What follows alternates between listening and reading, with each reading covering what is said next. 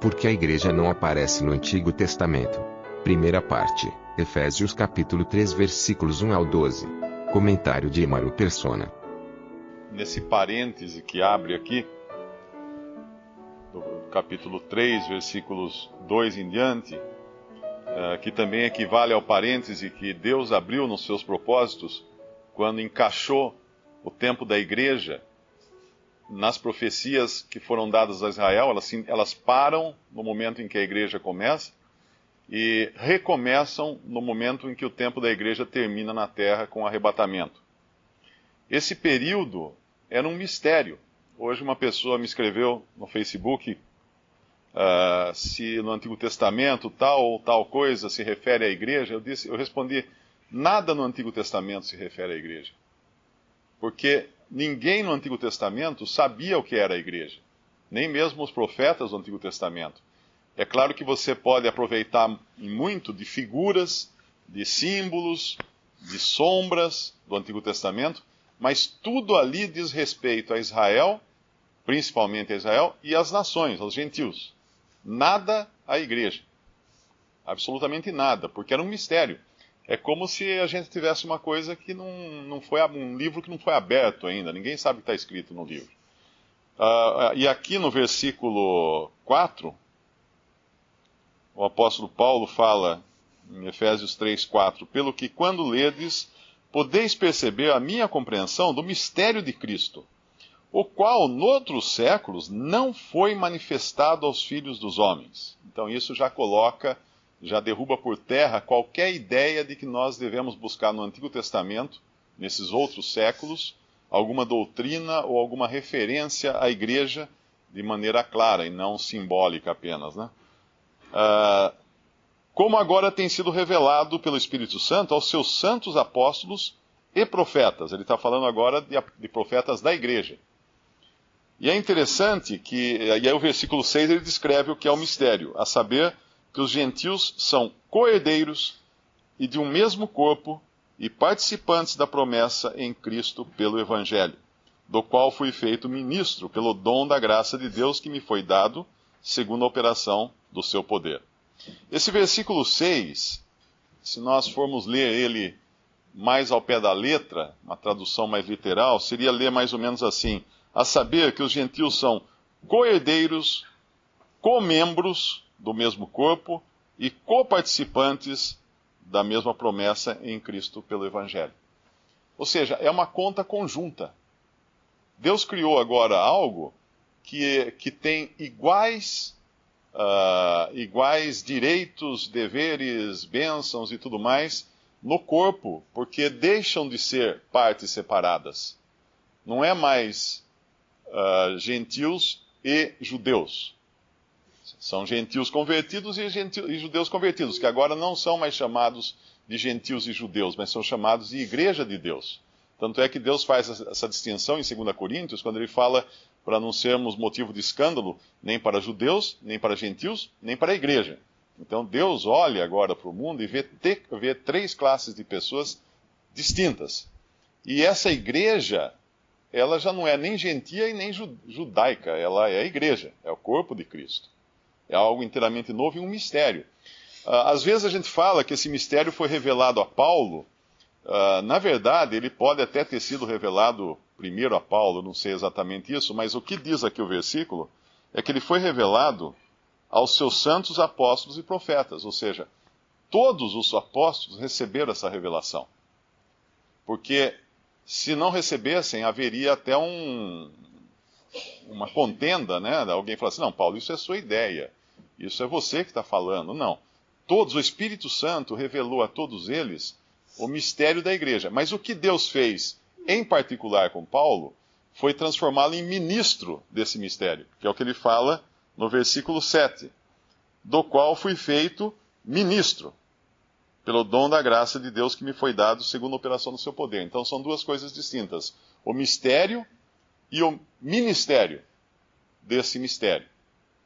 O mistério é a coisa toda, né? A igreja é o corpo de Cristo, essa coisa nova que Deus criou, e o ministério é o que Paulo faz, ou seja, ele apresenta então como é na prática a igreja. E aí nós temos as epístolas de Paulo.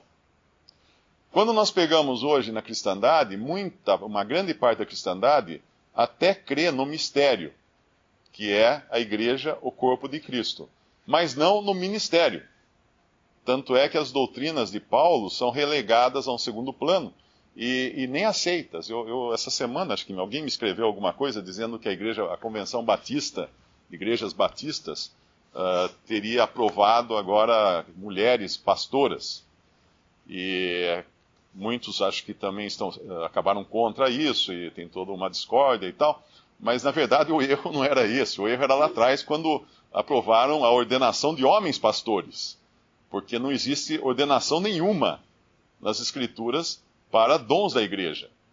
Então, é uma discussão inútil, né? Falar se mulher pode ser pastora ou não.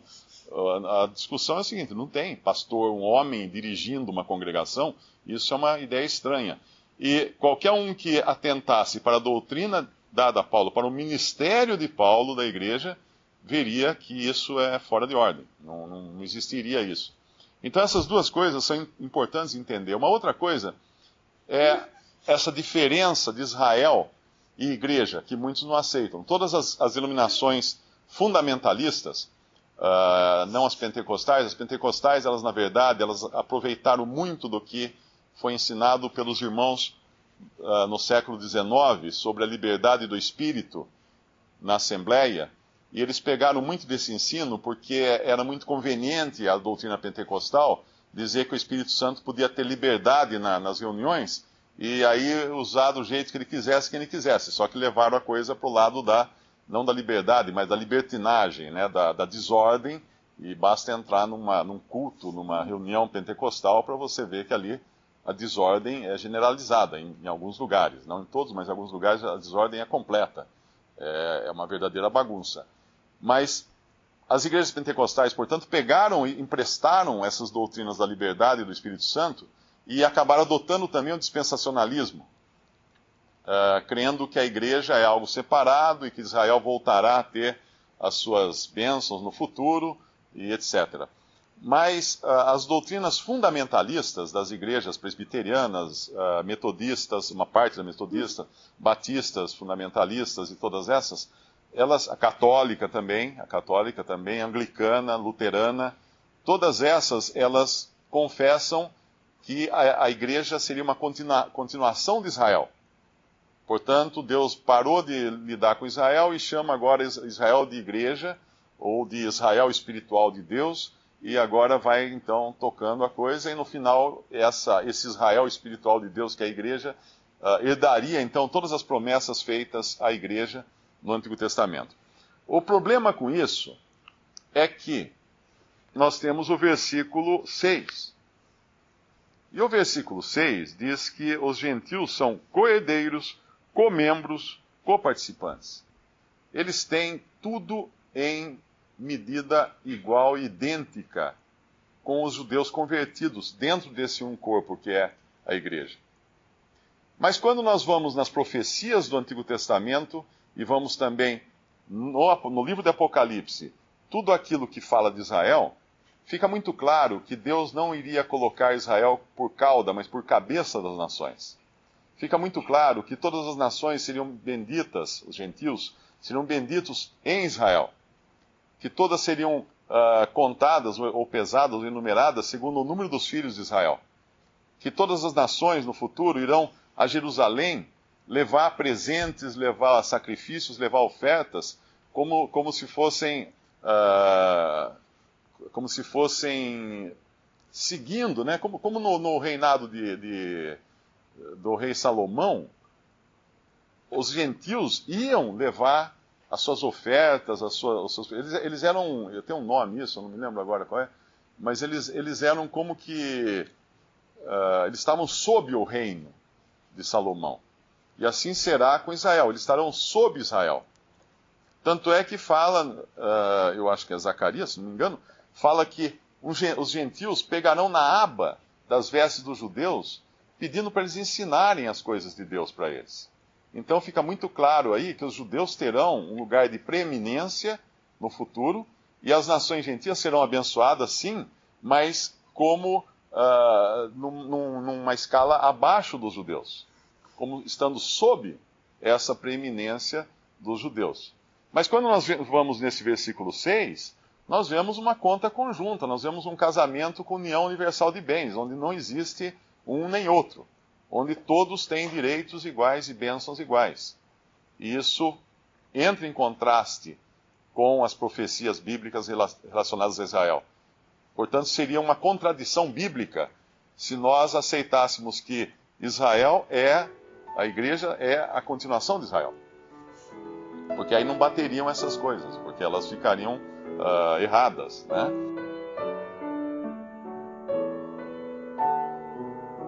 Visite Respondi.com.br. Visite também 3minutos.net.